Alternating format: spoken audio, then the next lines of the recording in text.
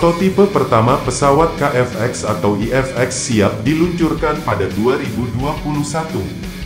Pabrikan Dirgantara Korea Aerospace Industries dilaporkan telah meluncurkan perakitan terakhir dari prototipe pesawat tempur KFX. Proses perakitan akhir dari pesawat tempur, di mana rangka dan badan pesawat, perangkat elektronik, radar, dan berbagai subsistem lainnya akan dipasang, hingga pesawat tersebut akan segera diluncurkan secara resmi pada April tahun 2021. Prototipe KFX sedang dalam pembangunan, dan diharapkan selesai dirakit sepenuhnya pada pertengahan tahun 2021. KFX diharapkan akan melakukan uji terbang pertama pada 2022, dengan produksi bertahap dijadwalkan dimulai pada tahun 2026. Korea Selatan mengharapkan untuk bisa mendapatkan 120 pesawat tempur KFX pada tahun 2032. Sebanyak 6 prototipe akan dibangun untuk menjalani pengujian, hingga model produksi KFX mulai beroperasi pada tahun 2026. KFX adalah pesawat tempur generasi 4,5, dengan rencana masa depan untuk dikonversi menjadi pesawat tempur generasi kelima, dengan fitur kantung internal weapons bay dan pengembangan perangkat lunak pesawat tempur siluman yang canggih.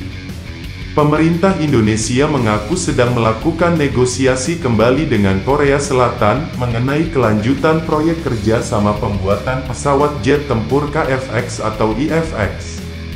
Selain itu, pemerintah Indonesia juga sedang bernegosiasi lagi tentang dana yang harus dibayarkan kepada Korea Selatan dalam kerja sama KFX atau IFX, dirilis situs Anadolu pada tanggal 7 September tahun 2020.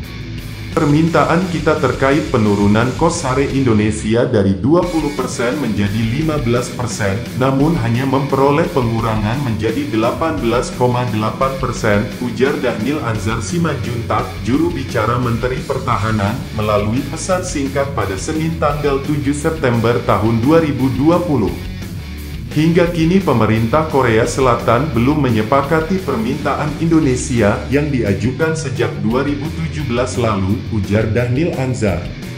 Sebelumnya, Indonesia dikabarkan menunggak pembayaran proyek kerja sama pembuatan pesawat tempur KFX atau IFX dengan pemerintah Korea Selatan sebesar 420 juta dolar Amerika atau sekitar 6 triliun rupiah.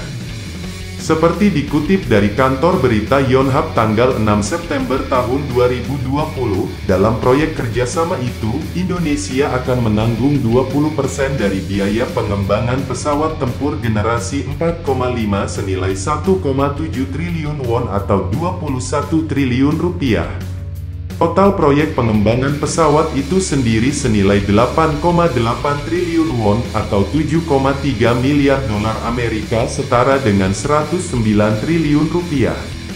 Indonesia disebut belum membayarkan 500 miliar won atau setara dengan 6 triliun rupiah yang seharusnya dibayarkan pada akhir Agustus tahun 2020 lalu. Hingga saat ini Indonesia baru membayar 227,2 miliar won atau sekitar 2,8 triliun rupiah. Jangan lupa like, share dan subscribe Garuda Militer.